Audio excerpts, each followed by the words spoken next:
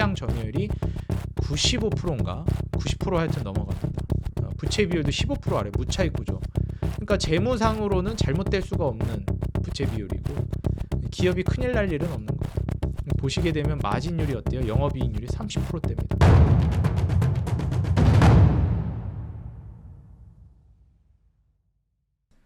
네, 반갑습니다. 주식장인 유튜브 구독자 여러분들, 주식장인입니다. 자, 오늘 컨텐츠 제가 이제 우리 구독자 여러분들께 새롭게 이제 소개시켜 드리려고 하고요. 새로 오신 분들 같은 경우에도 뭐 최근에도 계속해서 오고 계시기 때문에 간략하게 소개해 드린 다음에 시황 잡아 드리고 본격적으로 시작해 보도록 하겠습니다. 일단 제가 이제 인생 주식 코너를 여러분들께 이제 계속해서 소개해 드리고 있는데요. 사실 이제 인생 주식이라는 큰 카테고리로 제가 이제 엮어서 다 이제 영상들을 소개해드리고 있긴 하지만 진짜 제가 이제 초기에부터 계속 이제 소개해드렸던 인생 주식 코너의 목적은 저의 이제 매매 기준에 부합한 종목을 제가 이제 선정해서 그리고 그거를 자세하게 이제 리포트라든지 여러 이제 기사들 자료들을 취합해가지고 제가 분석을 한 다음에 여러분들께 소개해드리는 코너입니다. 그래서 인생 주식 같은 경우에는 인생 주식 코너는 사실 추천이라는 개념보다는 처음 초기에 이제 시작했던 거, 뭐 여전히 지금도 마찬가지입니다. 여러분들이 이런 좋은 주식이 있으니 이런 주식 안에서 놓으세요. 괜히 이상한 종목 매매하지 말고, 제가 그래서 종목을 너무 많이 얘기한다 그런 얘기도 계속 있어 왔어요. 근데 그거는 추천의 개념이 아니기 때문에 그래요. 이런 올바른 종목들이 있으니 내가 분석까지 다 해놨으니까 보고 테이스트에 맞게 여러분들 매매 스타일에 맞게 매매하세요. 근데 저의 매매 스타일은 이렇고 그 안에 카테고리에 들어가는 좋은 종목들은 이런 것들입니다. 이 중에서 물론 더 좋은 것들을 여러분들이 선별해서 사셔야 되겠죠. 그래서 이런 보는 눈을 여러분들을 좀 길러드리기 위한 관점이 있기 때문에 인생 주식은 그런 식으로 이용해 주시면 되겠고요. 요즘 좀 인생 주식 그 디테일하게 분석한 게 영상이 좀 뜸하긴 했는데 또 올려드리는 쪽으로 하겠습니다. 그리고 제가 일단 지금은 금요일에 많이 올려드리고 있긴 한데 이걸 금요일로 고정할지 토요일로 고정할지는 좀 고민하고 있어요. 외국인 수급 상위, 이번 주에 외국인 수급이 어디에 가장 많이 들어왔는가, 그 종목들을 제가 이제 추려서 보여드리고 그 중에서 저의 기준에 부합하는 괜찮은 종목을 선정해서 재무라든지 기술적이라든지 기본적 분석을 통해서 여러분들께 소개해드리고 있어요. 이거 역시도 여러분들이 하나의 좀 참고사항으로 보시면 되겠습니다. 왜냐하면 외인 수급이 한 주간 어떻게 들어왔는지 이거 매일 볼 필요까지는 저는 개인적으로, 물론 보면 더 좋은데 과연 직장인분들이 그렇게 될까 싶거든요. 다 각자 본업이 있으시잖아요. 그렇기 때문에 금요일이나 토요일, 일단은 금요일날 제가 올려드리고 있어요. 근데 토요일날 올라갈 때도 있고 그렇습니다. 어찌됐건 일주일에 한 번 그렇게 한 주간 외국인 수급 상위 종목들을 제가 소개해드리는 코너 이제 앞으로 고정으로 계속 진행할 생각이고요. 날짜는 금요일 내지 토요일 생각하시면 되겠습니다. 그러니까 주말에 시청하시면 될 것 같아요. 한 주간의 업무 다 끝나시고. 그 다음에 이제 제가 또 코너 하나로 소개를 해드리려고 하는 게, 제가 여러분들 텔레그램방 무료로 운영하고 있으니까 그냥 오셔서 보시라고 하잖아요. 오늘도 이제 영상 더보기란이나 고정 댓글에다가 텔레그램방 링크 남겨놓을 건데 거기 이제 들어오시면 되거든요. 지금 이 영상 여러분들께 송출되고 있는 이 영상도 하단에 더보기란 보시면 텔레그램 방이 있습니다. 그쪽으로 들어오시면 돼요. 그래서 거기 들어오셔가지고 여기다 제가 검색식을 무료로 올려놨어요. 근데 이 검색식도 기술적으로 봤을 때 저의 테이스트에 맞는, 제가 이제 여러분들께 소개해드린 인생 주식들이 차트가 우상향이고 그 다음에 재무가 매출이 우상향하고 있고 그 다음에 재무적 기준으로 봤을 때 마진율이 우상향하거나 최소한 유지는 해주는 기업. 그럼 매출이 우상향하고 있는데 마진율이 유지를 해주면 그것 나름 괜찮은 기업입니다. 다른 요소들이 또 더 괜찮은 게 있으면 그거 충분히 고려해 볼 만해요. 근데 마진율까지 올라가고 있다? 이건 정말 괜찮은 기업입니다. 매출이 올라가고 있는데 마진율마저도 올라가고 있으면 시장에서 그 기업의 상품이나 서비스에 수요 자체가 굉장히 몰리고 있다는 걸 또 뜻하기도 하거든요. 무조건 그런 건 아니겠지만 제가 항상 공급 쇼크보다도, 물론 그것도 이제 주가 올릴 만한 모멘텀이지만 수요를 모멘텀으로 한 가격 상승, 그로 인한 마진율 상승이 굉장히 건강한 기업의 재무 성장이다. 그런 기업들이 주가가 안 올라갔다면 숨은 진주 보석 같은 기업들이다. 그 분명히 올라갈 가능성이 매우 높은 종목이다. 이렇게 말씀을 드립니다. 근데 그런 기업 찾기 쉽지 않습니다. 근데 항상 말씀드리지만 쉽지 않은 거지 없지 않습니다. 분명히 있고요. 그래서 그런 종목들을 이제 본다. 그러니까 1차적으로 차트가, 저는 무너지고 있는 차트는 잘 안 보는 편이고요. 바닥 대비해서 올라갔다가 뭐 눌림을 준다든지 아니면 뭐 고점 돌파가 나오기 시작했다라든지 이런 돌파나 아니면 추세적으로 상방 추세에 있는 종목들을 소개해 드립니다. 그리고 또 추가적으로 볼 만한 게 주도 업종인지, 그리고 수급은 우리나라는 이제 외국인 수급이 제일 중요하고요. 그 다음 저는 기관 수급을 중요하게 봅니다. 사실 미국 주식 같은 경우에는 기관 수급을 저는 개인적으로 더 중요하게 보는 편이에요. 왜냐하면 미국은 이미 금융 선진화가 되어 있고 연금 제도를 통한 주식 시장으로의 조직적인 큰 돈이 건강하게 계속 유입되는 구조입니다. 그래서 우리나라도 그걸 빨리 도입해야 된다라고 저는 개인적으로 생각하는 입장인데, 미국 주식이 물론 패권국인 것도 있지만 그런 안정적인 자금이 계속 들어오고 있고, 우리나라도 사실 이제 패시브 자금이 기계적으로 들어온다라고 하면 거기에 대해서 호재성으로 보는 것들이 있는데, 미국은 일단 뭐 금융선진화, 주주 친화적인 거, 주주 훼손을 하게 되면 소송도 정말 강력하게 당하는 나라라서 함부로 주주 가치 훼손을 하기가 어려운 나라죠. 우리나라 같이 그렇게 멋대로 못 합니다. 지금 요즘에도 뭐 말이 많던데 그 빨리 바꿔야 됩니다. 상법 개정도 해야 돼요. 민주당 쪽에서 얘기하는 거 그거 빨리 해야 되고, 금투세 그것도 잘했다고 저는 생각합니다. 나중에 상법 개정되고 주식시장으로 돈 많이 들어오고 그런 패시브 자금이나 아니면 조직적으로 큰 돈이 들어오는 이런 돈들이 들어오기 시작하면 그땐 세금 걷는다고 누가 뭐라 하겠습니까? 번 거에서 좀 떼가겠다는데. 근데 원금을 잃고 있는 시장에서 세금 떼간다고 하니까 이제 국민들이 다 난리가 난 거잖아요. 근데 금투세는 걷어야 되는 게 맞긴 해요. 다만 뭐예요? 우리나라는 아직 걷을 만한 시장은 아니다. 이렇게 저는 말씀을 드리는 겁니다. 예. 때가 아니다. 그걸 거둘 만한 시기가 아니다. 이렇게 말씀드리고 싶어요. 그래서 어찌 됐건 다시 돌아와 가지고 이제 말씀을 드리자면, 지금 현재 시점에서 그런 이제 종목들을 좀 봐드리고, 어찌 됐건 외국은 그래서 기관 수급을 저는 좀 더 중요하게 보는데, 한국은 이제 수출 국가기도 하고 수출 중심 국가기도 하고, 그 다음에 외국인 수급이 정말 중요하게 작용하는 나라 중에 하나예요. 그래서 국가에 맞게 또 그 수급이 중요하게 작용하는 게 있는데, 우리나라는 기관 수급도 물론 중요하지만 외국인 수급이 훨씬 더 시장을 많이 주도해 나간다라는 거 인지하시면서 수급 1번은 외국인. 그래서 제가 이제 한 주에 한 번씩 외국인 수급 체크를 도와드리는 거고, 그 다음에 재무적인 부분, 기술적인 부분 봐드리는 겁니다. 그래서 제가 이제 추려서 보는 것 중에 하나, 거래 대금 많이 터지는 것도 보는데 외국인 한 주간 많이 들어온 거, 그 다음에 기술적으로 제가 이제 추리는 거는 검색식을 통해서 추립니다. 그게 심플하고 쉬워요. 그래서 검색식, 그럼 그거 뭐 너 검색식 팔이 하려고 그러냐? 그건 아니에요. 제가 뭐 나중에 뭔 팔이 할지 모르겠지만 검색식은 그냥 무료로 다 나눠드리는 거예요. 이거는 그냥 텔레그램 방 오시면은 다 무료로 나눠드리고 있으니까 이거 뭐 대단할 것도 없어요. 그리고 제가 이전에도 말씀드렸지만 제가 마크 미너비니 책도 한번 소개해드렸잖아요. 읽어보시는 게 좋겠다고. 거기 나오는 이제 트렌드 템플레이트를 기반으로 이제 저의 테이스트에 맞게 만든 검색식이에요. 그래서 여기 오시면 여기 고정란에 검색식 만드는 법 올려놨습니다. 키움증권 기준이라, 뭐 키움증권 안 쓰시는 분들은 그냥 키움증권 모의 계좌만 터서 이용하셔도 되고요. 아니면 계좌만 터도 상관없잖아요. 10,000원만 넣어놔요. 그리고 검색식 쓰는 용도로 쓰시든지. 근데 아마 여기 검색어 수식이 대단한 게 아니에요. 그래가지고 누구나 다 아마 모든 증권사에 다 있을 거예요. 그 검색어 수식은. 그래서 한번 잘 찾아보시거나 증권사에 문의해보는 것도 하나의 방법입니다. 그래서 오셔가지고 검색식 설치하시면 되겠고요. 이것도 귀찮아하시는 분들이 있어요. 그래서 제가 만든 검색식이거든요. 수식 보여드릴게요.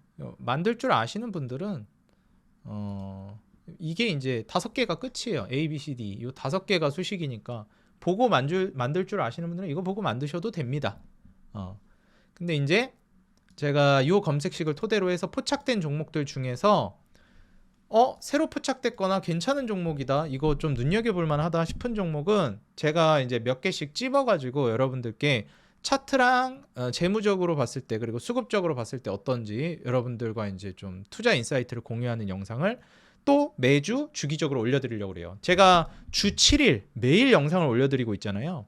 근데 한 번은 이제 고정 컨텐츠를 제가 만들었죠. 그 채널 그 컨텐츠 이름도 제가 좀 지으려고 생각 중인데, 좋은 컨텐츠 이름 생각나는 거 있으면 댓글로 달아주세요. 그 뭐죠? 외국인 수급 분석해 드리는 거. 그 이번 컨텐츠는요, 검색식에 포착된 거, 기술적으로 괜찮은 종목들 중에서 이건 괜찮아 보인다 하는 거를 여러분들께 소개해 드리는 겁니다. 그래서 물론 기술적으로 여기 검색식에 포착됐다고 해서 다 좋게 보는 게 아니라 그 안에서 재무적, 수급, 주도 업종 이런 거 전반적으로 사업 구조 다 보죠. 그래서 그 중에 좀 괜찮은 거 소개해 드리는 거니까 이것도 이제 좀 괜찮은 거 생각나는 거 있으시면 알려주시면 감사하겠습니다. 자, 그리고 이제 간밤에 있었던 이슈를 좀 소개해 드리자면 일단 미증시가 장난 아니었습니다. 다우 역대급 신고가, 이제 나스닥 괜찮았고요. S&P도 지금 고점 돌파 막 나오려고 하고 있는 상황. 반도체 나쁘지 않았습니다. 근데 이제 니케이 같은 경우 오늘 좀 빠지고 있는 양상이고요. 한국 증시도 지금 오늘 뭐 그다지 좋지 않습니다. 빠지고 있어요. 전체적으로 조정 나오고 있고, 오늘 제약바이오도 그렇고 뭐 알테오젠이나 삼바, SK바이오팜 이런 종목들도 전반적으로 어제 반등이 나왔지만 다시 빠지고 있습니다. 거듭 말씀드리지만 뭐 삼성바이오로직스나 SK바이오팜은 아직 안 샀으면 저는 여전히 좋은 자리라고 생각하고요. 그리고 추가 매수는 할 만한 자리 아니라고 생각합니다. 알테오젠 역시 마찬가지. 제가 추가 매수를 고려해도 좋을 만한 자리, 혹은 조금 이제 괜찮게 베팅을 해볼 만한 자리는 뭐라고 말씀드렸죠? 연준의 스탠스가 다시 비돌기적, 완화적으로 바뀌고 기준금리 인하를 다시 이제 재진행한다든지, 그리고 알테오젠 기준은 20만 원 내지 25만 원 구간까지 조정이 나오면 좀 눈여겨볼 만하다 말씀드렸죠. 근데 제일 중요한 건 기준금리 인하 스탠스가 나와줘야 한다. 이게 가장 핵심이라고 보시면 될 것 같습니다. 자, 그리고 이제 중요한 게 지금 미국에서도 몇 가지 좀 이슈가 있었습니다. 미국이 왜 이렇게 증시가 좋았냐? 베센트 미 재무장관을 이제 지명을 했는데 이게 월가가 환호했습니다. 그래서 실제로 채권 시장도 상당히 이제 10년물 국채가 꽤나 이제 많이 조정이 나왔고요. 결국 이제 국채 금리가 떨어진다라는 건 또 이것도 역시도 이자 부담이 떨어지는 거기 때문에 여기에 대해서도 시장이 좀 긍정적인 모습을 보였습니다. 이게 월가 출신이거든요, 이분이. 그래서 이분이 결국 월가 출신인데 낙점되면은 채권 시장도 이제 나쁘지 않았고, 그리고 또 추가적으로 이스라엘, 레바논 무장정파 헤즈볼라 간 휴전 협상 타결이 이제 임박했다는 소식이 나왔습니다. 그래서 미증시 자체도 너무 좋았고, 그 다음에 투자 심리가 많이 개선이 됐어요. 이제 우리가 주식시장에 있어서 굉장히 중요한 거, 우리가 장기 호황장을 기록하려면 몇 가지 이제 중요한 요소가 필요한데요. 첫 번째가 저금리, 두 번째가 평화, 뭐 그 이후에도 몇 가지가 더 있는데 근데 지금 바로 생각이 안 나네요. 근데 제가 항상 제일 강조드리는 건 1번이 금리예요. 그 다음 뭐 2번, 3번 순위로는 평화라든지 호경기라든지 이런 게 이제 나와주면 좋습니다. 그래서 지금 한번 보시게 되면 미증시 같은 경우에도 좋았던 게 달러 인덱스도 많이 떨어졌고요. 일단 안전자산 선호 심리가 많이 꺾였습니다. 이렇다라는 거는 이거 투자 심리가 많이 개선되고 주식시장으로 돈 많이 들어오겠는데, 이런 걸 기대해 볼 수 있는 거예요. 달러 인덱스 꺾이면 우리나라 환율도 안정될 가능성이 높고, 물론 여전히 1,400원 근처긴 하지만 유의미합니다. 달러 인덱스가 떨어졌고 금 가격이 최근에 많이 반등 주고 있었는데 확 꺾였죠. 평화가 올 것 같으니까 그래요. 제가 트럼프 당선될 때 뭐라 그랬죠? 평화가 올 것이다. 트럼프 같은 미친놈이 당선돼야 전쟁이 없어진다. 이게 어지간한 강자가 그렇게 미친 짓 하면은 전쟁이 더 확산되는데, 이 미국 같은 절대 강자는 큰 소리도 좀 쳐주고 어흥 좀 해줘야 주변 이 피레미라고 하면 그렇고 여우나 늑대 같은 애들이 개기지 않고 깨갱하고 평화가 찾아오는 겁니다. 이 정글에서 절대 강자가 가만히 있고 그냥 좋은 게 좋은 거지 이러고 있으면 개차반 납니다, 여러분들. 아시죠? 그렇기 때문에 제가 이제 학교 다닐 때도 생각을 해보면 학교에서 선생님이 무서워야 애들 괴롭히고 이런 게 없어요. 근데 제가 생각을 해보면 저도 이제 초중고, 제가 남중남고 나오기도 했고 초중고 다녀보면은 선생님이 이제 강단이 없고 비리비리 하잖아요. 좋은 게 좋은 거지 하고 허허허 넘어가잖아요. 애들이 그냥 기고만장해가지고 지 세상인 줄 알고 날뛰어요. 그 나이 얼마 먹지도 않은 질풍노도의 시기 애들이 마음껏 막 활개치고 돌아다니면 무슨 일이 벌어질 것 같아요? 사고만 나는 거예요. 사고만. 선생님이 좀 엄하게 무섭게 해야 애들이 사고도 안 치고 무난하게 그 시기를 잘 넘어가는 겁니다. 세상 무서운지를 알려줘야지 선생님들이. 물론 요즘 이제 선생님들이 참 힘든 세상이긴 한데 어찌 됐건 이 세계 질서도 다르지 않아요, 여러분들. 사람 사는 거 똑같아요. 미국이 선생님이에요. 주변국들은 학생들이고 질풍노도의 시기. 선생님이 꽉 잡아줘야지 애들이 사고 안 치고 다니지. 미국이 그냥 말랑말랑한 스탠스 취하니까 어때요? 맨날 전쟁 터지고 중동 전쟁, 뭐 러우 전쟁. 트럼프 딱 나오니까 어떻게 돼요? 대화할 준비가 됐다. 이러고 앉아 있잖아 지금 전부 다. 푸틴이고 뭐고 공산주의고 사회주의고 납작 엎드리잖아요. 평화가 찾아오잖아. 그러니까 지금 러우 전쟁 때도 뭐라 그랬어요? 우리는 그냥 계속해서 막 얘기가 많다가도 지금 우린 대화할 준비가 됐다. 이스라엘 헤즈볼라 휴전 합의 근접. 타결은 아직이지만 과연 트럼프가 대통령이 돼서 내년 되면은 얘네가 계속 싸울까? 트럼프가 이제 니네 싸움 좋아하는구나. 우리 미국이랑도 싸우자. 이럴 텐데 과연 싸울까? 네, 전 그렇게 보지 않습니다. 예.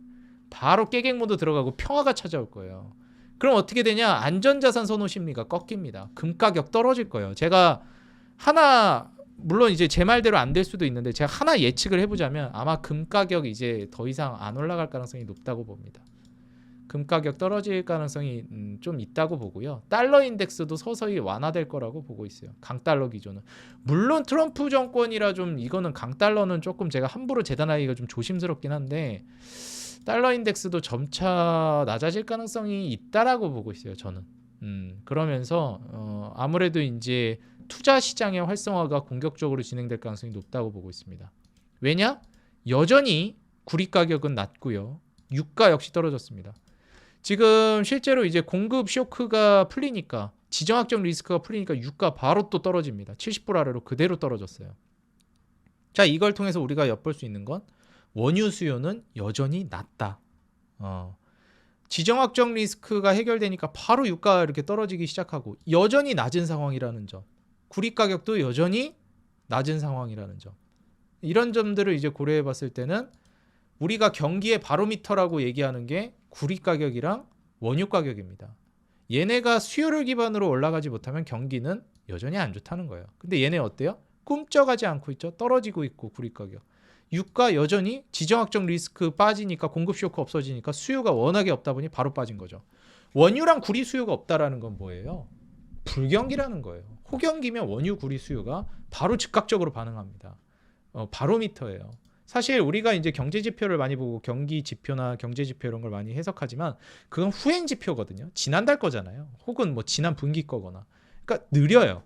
근데 원자재는 바로바로 즉각 반응하는 지표이기 때문에 원자재를 보시는 게 굉장히 빠르게 대응할 수 있는 부분입니다. 근데 원자재를 봤을 때 어때요? 유가랑 구리 가격을 보니까 못 올라가죠. 지금 불경기라는 거예요. 트럼프는 이걸 살리려고 할 거고 그를 기반으로 해서 투자 시장이 좀 활성화될 거라고 보고 있습니다. 그런 관점에서 봤을 때 글쎄요, 뭐 과연 기준금리 인하 기조가 단기적으로는 브레이크가 걸렸지만 이게 장기적으로 봤을 때 기준금리 인하 기조가 꺾일까? 저는 호경기가 오지 않았기 때문에 그럴 가능성은 좀 낮다라고 보고 있습니다. 그래서 트럼프 정권 하에서 기준금리 인하는 되지 않는데 정부 차원에서 사업을 해서 유동성을 확보한다고 하면 인프라 관련된 종목들이 중무장대 산업들이 많이 올라갈 거예요. 원전이나 말씀드렸던 건설기계, 조선, 자동차 이런 것들 좀 올라갈 가능성이 있다고 봅니다. 그러니까 그런 건 이제 트럼프를 믿고 투자를 좀 해보는 것이고 그리고 결국 기준금리 인하가 지속된다라고 했을 때는 저는 이제 제약바이오는 여전히 좋다라고 보고 있습니다. 왜냐하면 장기적인 스탠스가 바뀌지 않을 거라고 보고 있기 때문에. 그래서 지금은 물론 신규 진입이나 아니면 추매나 이런 걸 할 때는 아니에요. 제약바이오는. 다만 눈여겨보고 계셔야 한다. 그리고 뭐 삼바나 SK바이오팜은 여전히 저는 나쁘지 않은 선취매 관점으로 봤을 땐 가격적인 측면으로 이 정도 조정이 나온 건 매력적인 상황이라고 저는 보고 있습니다. 그리고 이제 셀트리온 같은 경우에도 미국에서 서서히 이제 바이오시밀러 관련된 얘기가 나올 거기 때문에 진펜트라 관련된 이슈까지 생각하면 저는 이제 올해 연말에서 내년까지 셀트리온도 굉장히 주목해 볼 만한 상황이라고 보고 있기 때문에 이런 굵직굵직한 제약바이오 종목들 있죠. 거의 그 시장을 주도해 나가는 종목들 이런 종목들은 꼭 참고해 보시고 초보자분들은 이런 걸 건드리는 게 아마 더 편하실 겁니다. 난이도도 이게 더 낮아요. 아시겠죠? 난이도 높은 거 지금부터 하지 마세요. 자, 이렇게 좀 말씀을 드리고 하나하나 검색식에 포착된 거 조금씩 이제 봐드리면서 설명드리겠습니다. 오늘 녹십자는 또 잘 가요. 이제 하나하나씩 튀긴 하는 겁니다. 알테오젠도 올랐다 떨어져 어제 또 좋았는데 오늘 떨어지죠. 이런 거에 일희일비 하지 말라는 거예요. 알겠죠? 일희일비 하지 마시자. 자, 하나부터 보겠습니다. 일단 현대그린푸드 이제 검색식에 포착된 종목 중에서 현대그린푸드 이거 상장한 지 얼마 안 됐는데 상장한 지 얼마 안 된 종목은 제가 이제 어린 종목이라고 보통 얘기합니다. 그러면 상장한 지 얼마 안 됐다라는 게 기준이 뭐냐? 상장한 지 10년이 안 된 종목. 혹은 뭐 10년 조금 넘었거나 그 정도가 이제 상장한 지 얼마 안 된 종목이라고 제가 정의합니다. 이것도 아마 정확히 기억은 안 나는데 마크 미너비니가 이런 식으로 정의를 했을 거예요. 자, 이런 어린 종목, 상장한 지 얼마 안 된 종목들의 특징이 뭐냐면 변동성이 크고 시장 영향도 많이 받고 업황 영향을 특히 많이 받습니다. 그래서 그 업황이 좋으면 신고가 뚫고 갔을 때, 추세를 탔을 때 과하게 올라갑니다. 정말 많이 올라가요. 반대급부로 추세가 깨져버리면 과하게 떨어집니다. 그래서 아무리 좋은 것 같아도 추세 깨지면 신규 상장주는 일정 정도는 손절하고 가야 돼요. 과하게 떨어질 염려가 있기 때문에. 현대그린푸드 최근에 이제 급락도 한번 나왔었는데 얘 시총이 한 4,500억 정도 되거든요. 수급적인 측면으로 봤을 때 기타 법인이 많이 들어오고 있는데 솔직히 수급은 좀 빈약하기는 합니다. 근데 이제 내년 내후년으로 갈수록 이제 재무적인 부분이 굉장히 뛰어나다라는 걸 우리가 눈여겨봐야 돼요.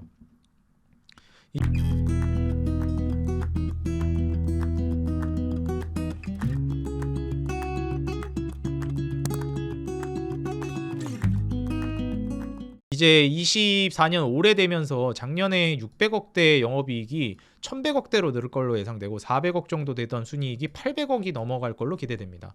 이게 내후년으로 가면서 1000억대 순이익이 나오고 1300억대 영업이익이 나올 걸로 기대돼서 매출 영업이익 순이익이 모두 우상향인데 올해부터 폭발적으로 성장이 가능하다라는 겁니다.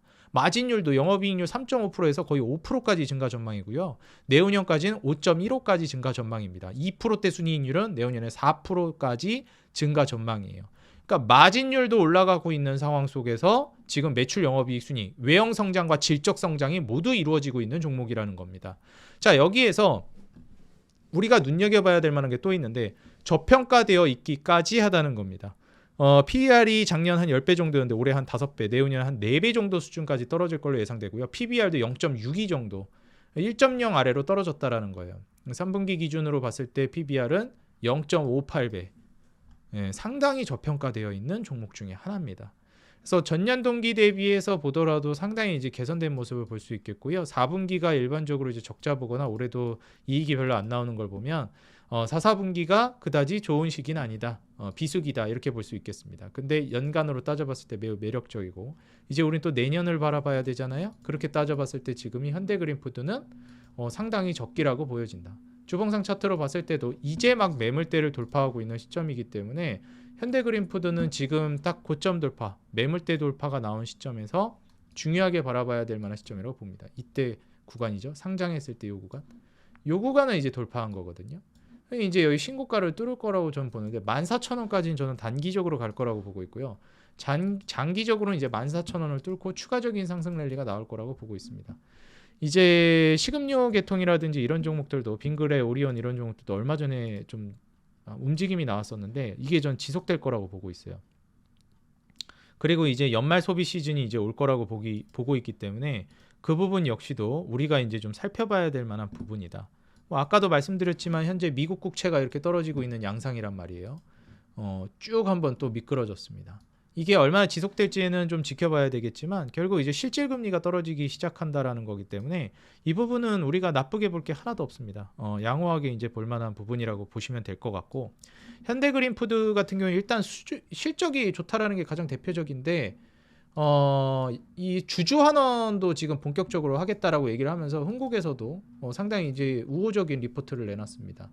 그래서 지금 현재 목표가 주가는 이제 2만 원을 여기서 제시했는데 지금 현재 13,000원이잖아요. 목표가가 굉장히 높습니다. 그래서 지금 이제 연말 되면 배당 시즌, 찬바람 불 때 이제 배당주를 주목하자. 그렇게 보통 얘기하는데 올해 트렌드는 이렇게 말씀드리고 싶어요. 찬바람 불 때 주주 환원에 힘쓰는 기업에 주목하자. 밸류업 기업에 주목하자. 현대그린푸드가 이제 거기에 해당된다라고 볼 수 있을 것 같아요.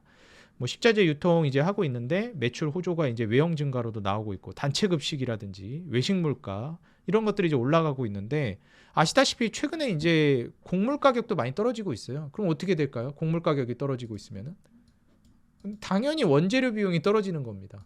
옥수수 가격도 뭐 올라갔다 치지만 과거에 비하면 귀여운 수준이죠. 이때에 비하면. 근데 요즘에 이제 그 음식 가격 올리는 건 뭘 기준으로 올린 거예요? 이때 고점 찍었을 때 기준으로 지금 음식 가격이라든지 식자재라든지 이런 거 가격을 다 올리고 있단 말이에요. 근데 이제 원재 가격은 올렸는데 비용은 줄었죠. 옥수수, 소맥 다 비슷해요. 다 이런 식입니다. 고점 찍고 원래대로 다 돌아왔어요.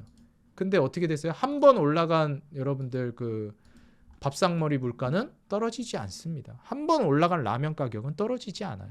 한 번 올라간 감자탕 가격, 뚝배기 그 해장국 가격은 떨어지지 않습니다, 여러분들. 한 번 올라간 짜장면 가격 어지간해서 안 떨어져요. 그런 그 구조적인 상황이 나왔을 때 이제 우리가 수혜를 노려야 되는데 현대그린푸드 역시 거기에 해당된다라고 저는 보고 있습니다. 그래서 현대그린푸드는 매물대 돌파 나오면서 급등이 좀 보여져가지고 한번 여러분들이 관심 있게 보시면 좋을 것 같다 말씀을 드립니다. 그 다음 이제 리파인인데요. 요즘 이제 부동산 시장이 많이 침체되고 있어요. 그래서 우리 구독자 여러분들이 이런 것들도 한번 좀 보시면 좋겠다 이제 생각이 들어서 준비를 했고요. 리파인 같은 경우에 또 신고가 쓰려고 하고 있습니다. 언제 또 여기까지 올라왔어요. 리파인은 이제 우리 구독자 여러분들이 좀 낯서신 분들도 있는데 제가 수차례에 걸쳐서 이제 기업 분석을 해드렸던 그런 종목입니다. 일단 부동산 권리조사 업무를 하는 기업이라고 생각하시면 되고요. 이 사람이 이제 사기치는 건 아닌가, 전세 사기나 이런 거 요즘 말이 많잖아요. 그래서 이 사람이 사기치는 건 아닌지, 권리에 그 문제는 없는지 이런 것들을 확인해주는, 사고가 안 나게 조사해주는 업무를 하는 기관입니다. 근데 중요한 건 이 기업이 독점력을 갖고 있다라는 거예요. 그래서 지금 2028년까지인가로 제가 기억하고 있거든요. 이 비즈니스 모델에 어떤 기업도 침투할 수가 없고요. 시장 점유율이 95%인가 90% 하여튼 넘어갑니다. 부채 비율도 15% 아래, 무차익 구조. 그러니까 재무상으로는 잘못될 수가 없는 부채 비율이고 기업이 큰일 날 일은 없는 거예요. 보시게 되면 마진율이 어때요? 영업이익률이 30%대입니다. 근데 계속 늘어나고 이 30%대 영업이익률과 순이익률이 유지될 걸로 기대된다는 거예요. 왜 그러냐? 독점력을 갖고 있으니까. 비용 나갈 것도 없어요. 리파인 같은 경우에는 기술적으로 바닥 짚고 올라오기 시작했고, 제가 사실 리파인 같은 경우에는 이때쯤부터 계속 소개를 해드렸는데 벌써 여기까지 올라왔죠. 이거 더 갈 것 같아요. 제가 봤을 때 보유하고 있는 분들은 즐기시는 게 좋을 것 같고, 신규 분들은 한 소액 정도는 저는 여전히 나쁘지 않다고 봅니다. 리파인은 지금 기관 수급 중심으로 계속 물량이 들어오고 있는 종목이고요. 매출, 영업이익 순이 계속 우상향하고 있습니다. 아시겠지만 부동산 시장이 침체된다 어떤다 하더라도 오히려 이럴 때 더 문제가 되는 게 뭐죠? 요즘 부동산 또 물량 늘어나고 있고 매물 많이 나오고 있고 침체된다 이런 얘기도 나오더라고요. 그럴 때마다 문제되는 게 뭐예요? 전세 사기죠. 그 부동산 화랑장이면 전세 사기도 잘 안 터져요. 자고 일어나면 집값 올라가 있는데 전세 사기가 터질 수가 있나? 그죠? 집값이 떨어질 때 터지는 거지, 올라가다가 고점 찍고. 그러니까 요즘이 이제 또 굉장히 혼란의 시기다 이렇게 보시면 되겠습니다. 그러다 보니 얘네는 사업 비즈니스 모델이 계속 좋아지고 있다. 그리고 최근에 이제 한국은행도 기준금리를 한 단계 인하했죠. 자, 그럼 이제 무슨 일이 발생하냐? 이 대환 대출이 발생합니다. 그러니까 대출 갈아타기가 발생을 해요. 그렇게 되면 무슨 일이 발생하죠? 또 거기에 따라서 대출 갈아타기를 하면 추가적으로 다시 또 권리조사 업무가 들어갑니다. 또 비용이 발생하는 거예요.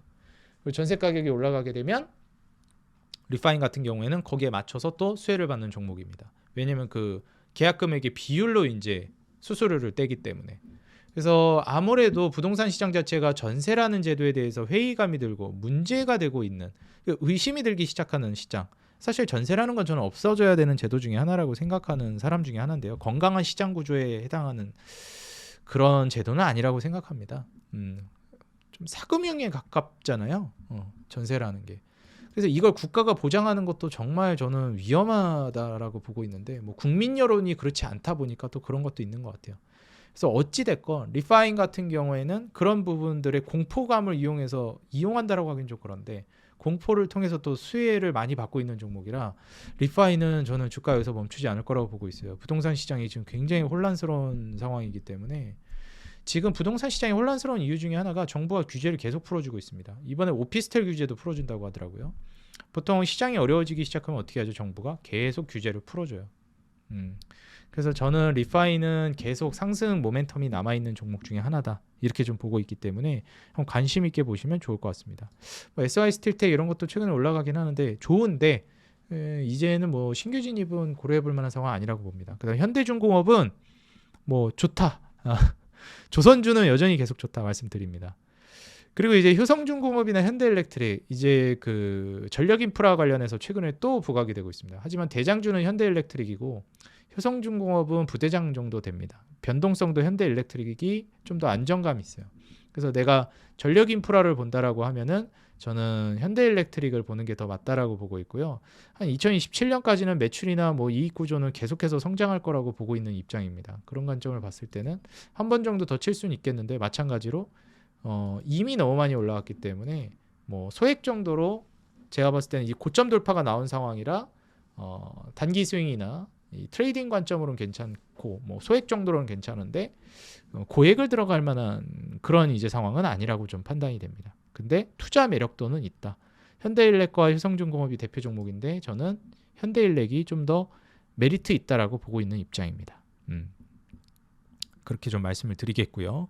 그리고 이제 검색식에 뜬 종목들 보면 뭐 JB금융지주, BNK금융지주, 메리츠금융지주, KB금융 이런 것들이 많이 올라와요. 뭐 하나금융지주도 올라왔고 전체적으로 하나의 카테고리로 묶어서 보셔야 되는데요. 다 금융지주잖아요. 그러니까 결국 배당주 쪽으로 저는 많이 밸류 프로그램이나 배당주 성격의 종목들로 수급이 들어오고 있다라고 보여집니다. 뭐 변동성을 좀 피하기 위한 것도 있겠지만 아까도 말씀드렸듯이 찬바람 불 때 배당을 노리는 그런 이제 수급이 들어오고 있다라고도 판단해 보실 수 있을 것 같아요.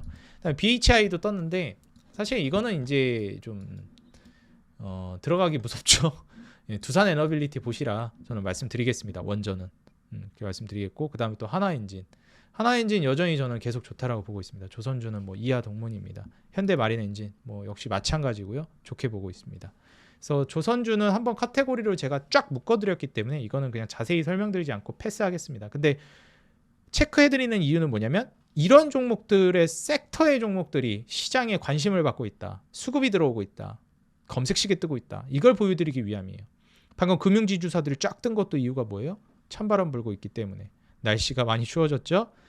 조선주들이 많이 뜨고 있다는 것도 확인하실 수 있겠고 그 다음에 또 찬바람 불면 우리가 주목해야 되는 게 있죠? 제가 이전에도 몇 달 전에 말씀드렸는데 기억나시나요? 경동나비엔 보일러 하나 놔드려야겠어요. 이것도 이제 많이 올라갔죠. 최근에는 이제 좀 많이 올라갔기 때문에 떨어졌는데 제가 이제 경동나비엔을 이제 굉장히 강력하게 설명을 드리고 이때쯤이었나? 하여튼 주가가 이렇게 쫙 올라갔습니다. 최근에 다시 빠졌죠. 어찌 됐건 이제 경동나비엔 초창기에 말씀드릴 땐 이때쯤이었어요. 뭐 한 8만, 6만 원 이럴 때. 한 9만 원까지 갔죠, 지금. 그래서 찬바람 불어 오면서 경동나비엔이 이제 수혜를 받고 있다. 최근에 눌림목을 보여주고 있기는 한데 글쎄요, 이거 재반등 저는 할 것 같긴 하거든요. 그래서 지금 눌림목 주고 있긴 한데 이 고점 지지 라인을 구축하면서 지지받고 다시 올라가지 않을까. 거의 7만 원 초반 지금 중반이고 초반까지도 떨어질 수는 있는데 그 부근 7만 원 초반 근처에서 지지받고 올라가지 않을까. 좀 그렇게 보여집니다. 중요한 건 이걸 설명드리려고 제가 이제 좀 말씀드린 거예요. 지역난방공사입니다. 지역난방공사는 제가 정말 칭찬을 많이 드렸고 투자해봄직하고 너무 괜찮다라고 많이 정말 강조를 드렸던 종목이에요. 이 지역난방공사가 이제 3월 달에도 제가 소개해드렸고 몇 달 전에도 또 소개해드렸습니다. 이 지역난방공사 제가 하나 아쉬운 게 뭐였냐? 이 주봉상 120선, 이 회색선을 저항을 맡고 있어가지고 많이 아쉽다 이렇게 말씀을 드렸는데 근데 뚫을 것 같다. 미리 사고 싶은 사람은 여기서 사고 또 여기까지 조정 나올 수도 있는데 하여튼 이렇게 돌파하려다가 뚫을 수도 있고 무너졌다가 이렇게 옆으로 기다가 뚫을 수도 있다. 근데 뚫을 거다. 이렇게 제가 말씀드렸습니다. 근데 바로 뚫어줬습니다. 이게 지역난방공사가 오를 수밖에 없는 게 일단 뭐 재무적으로 먼저 말씀드리자면 한 4조 정도 됐던 매출이 3조 6천억으로 좀 다운됐어요. 근데 중요한 건 이익이 늘었다는 겁니다. 보통 이런 지역난방공사나 이제 공기업들 그다음에 이제 공공요금 관련해서 수혜를 받는 종목들 같은 경우에는 매출이 중요한 게 아니라 이익이 중요해요, 여러분들. 항상 말씀드리지만. 그리고 공공요금 인상이 진행되느냐. 제가 말씀드렸지만 선거가 끝나면 밀렸던 영수증을 납부합니다. 그래서 총선이 끝나고 나서 요금, 공공요금들이 일제히 인상될 거다. 실제로 다 인상됐고요. 인상되고 있습니다. 계속 인상되고 있어요. 그러니까 사실 이제 지역난방공사랑 경동나비에는 결이 좀 달라요. 경동나비에는 수출로 이제 강세를 띠고 있는 날씨가 추워지면서 보일러라든지 뭐 이런 것들로 수혜를 받는 건데 지역난방공사는 물론 그런 것도 있지만 난방도 있지만 공공요금 인상이 정말 큽니다. 재무구조 개선이랑 그게 이제 이루어지고 있다라는 거예요. 그리고 찬바람 불 때 주주 배당이라든지 주주 친화, 밸류업 프로그램 이 중요하다 말씀드렸죠.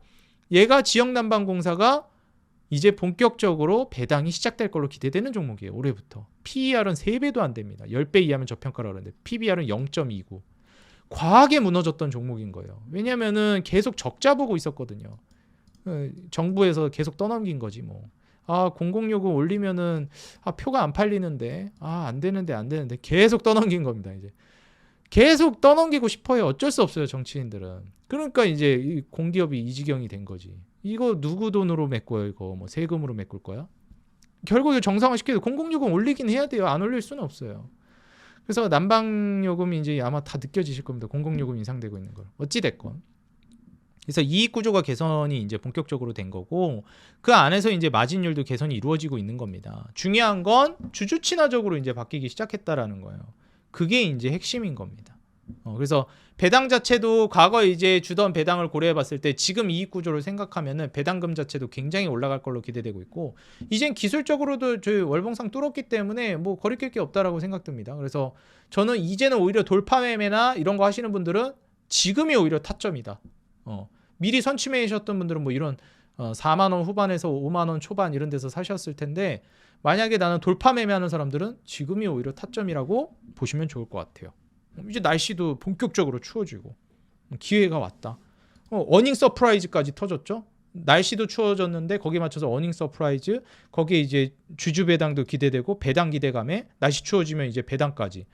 날씨 추워지면 이제 배당주를 봐라 했는데 근본적으로 날씨 추워졌을 때 수혜까지 보는 종목이죠. 지역난방공사는.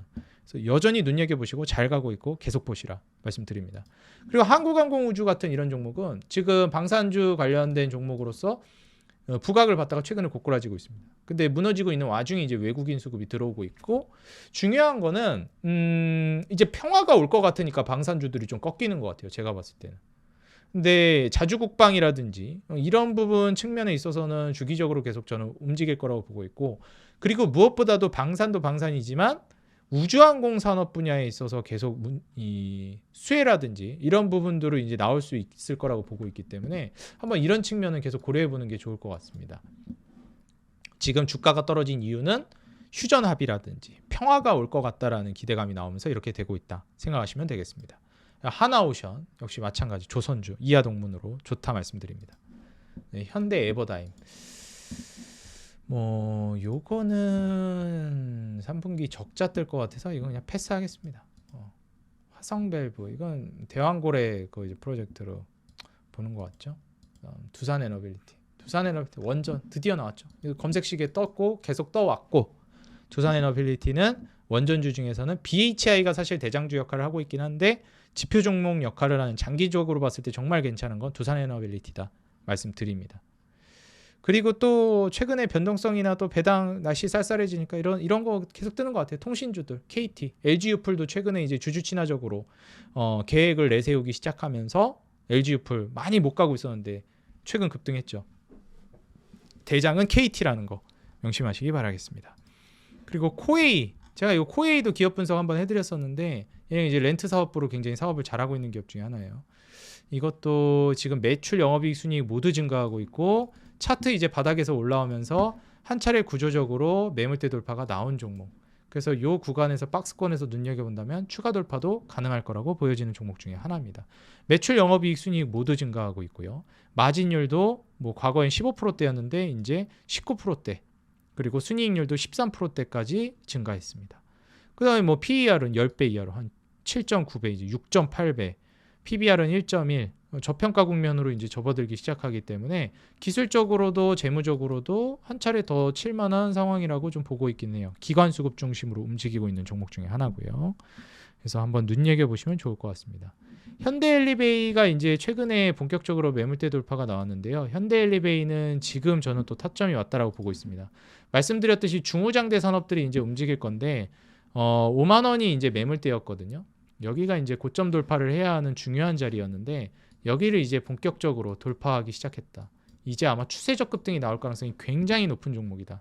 인프라 관련된 종목들이 움직이죠. 과거 우리가 남북경협 때도 생각을 해본 인프라 관련된 종목들이 올랐는데 우리가 인프라 하면은 결국 이제 건설 거기에 다 포함되는 겁니다. 그 중에 하나가 엘리베이터죠. 우리가 인프라 건물 짓고 회사 건물 짓고 이런 거 다 도로 깔고 하는데 엘리베이터가 없이 되나요? 무조건 있어야 돼요. 엘리베이터는 인프라의 핵심 중에 핵심 중에 핵심입니다. 그래서 현대 엘리베이가 드디어 움직이기 시작했다. 제가 작년에 언급하기 시작했거든요. 2023년에. 근데 1년 만에 움직였다. 오래 걸렸습니다. 아마 이거 현대 엘리베이 기억하시는 분도 있습니다. 제가 옛날에 VIP방 운영할 때 이거 작년에 드렸던 거거든요. 드디어 올라가기 시작했다. 오래 기다리셨습니다. 예. 근데 이제 계속 올라갈 거로 보고 있습니다. 근데 좋은 기업이니까 결국 가요. 시간이 해결해 줍니다. 이런 기업들은. 그죠? 그러니까 좋은 기업에다 투자하셔야 돼요. 그리고 충분한 시간을 녹이셔야 됩니다. 빨리 가는 애들도 있지만 늦게 가는 애들도 있으니까. 오리엔탈 전공 역시 조선, 성광밴드 역시 흐름 좋게 가고 있습니다. 현대미포도 마찬가지. 한국조선해양, 삼성중공업 다 조선주죠. 네, 조선주는 계속 좋을 겁니다. 중후장대 산업이고. 다만 최근에 방산이나 제약이 좀 조정이 나오고 있는데 조선은 장기적으로 좋을 것이다. 오히려 이번 기회를 이용해라. 근데 기다려야 한다. 먹이를 기다리는 맹수처럼. 그 먹이를 낚아챌 때는 언제다? 파월이 완화적인 말을 내뱉기 시작할 때. 다시 기준금리 인하를 시작할 때. 그때입니다. 다른 변수는 부차적인 거예요. 근본적인 거에 집중하세요. 아시겠죠? 그리고 찬바람 불기 때문에 뭐 앞서 말씀드린 지역 난방공사 이런 거 지금 투자 메리트 있어 보이고 현대 엘리베이, 중후장대 산업, 인프라 매우 매력적으로 보여집니다. 리파인, 현대 그린푸드 이런 종목들. 그래서 제가 오늘 한번 쭉 전체적으로 검색 시기에 뜬 종목들을 훑어드렸는데 찬바람 불면서 수혜받는 종목이나 뭐 배당주, 주주 그 밸류 프로그램에 해당되는 종목들 가치주들 좀 움직임이 나오고 있고요.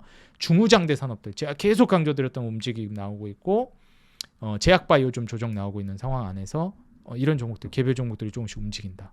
원전 있고 이렇게 생각하시면 될 것 같습니다. 제가 오늘 한번 싹 훑어드렸는데 제가 말씀드린 종목들 여러분들 관심 종목에 꼭 포함하시고 공부해 보세요.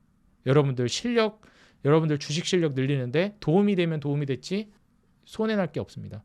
제가 언급해드린 종목들 아마 한 70% 정도는 올라갈 거예요. 예, 그 정도 확률로 아마 거의 대부분 올라갈 겁니다. 이 정도 참고하시고 매매 고려해 보시면 좋을 것 같아요.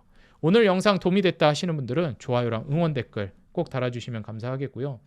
제가 텔레그램 방 링크 더보기란에다 남겨놓을 테니까 오셔가지고 무료로 다 받아가시면 되겠습니다. 뭐 무슨 전화번호 남겨야 된다 그딴 거 하나도 없어요. 그냥 왔다 나가셔도 돼요. 검색식 받아가세요.